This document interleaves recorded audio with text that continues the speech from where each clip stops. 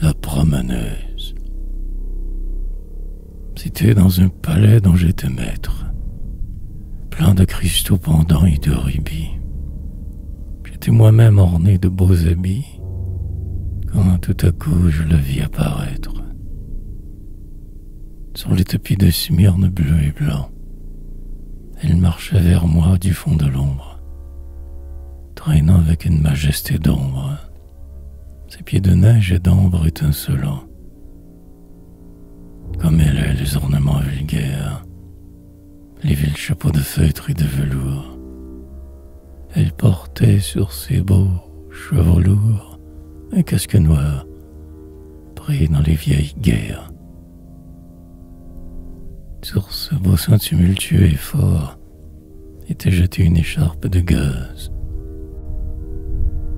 et de son cou balancé par l'extase pendait un grand collier fait d'os de mort. Elle venait lentement, comme un prêtre, tenant au bout de son bras justicier un glaive d'or, de vermeil et d'acier, rouge de sang, hélas, du mien peut-être.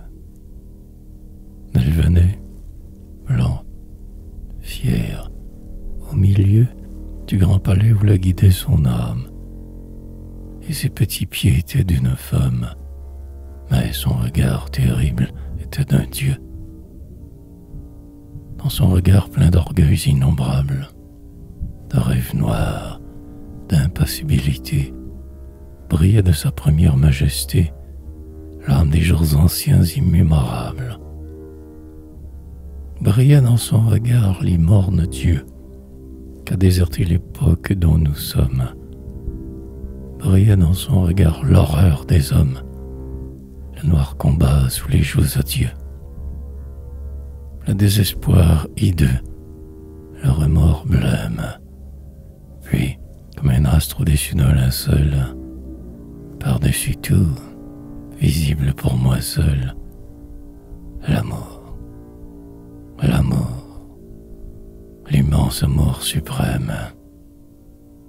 Comme un vieux lac hanté par des géants, environné de forêts et de fêtes, où règne encore, en dépit des tempêtes, l'impérissable azur des cieux béants.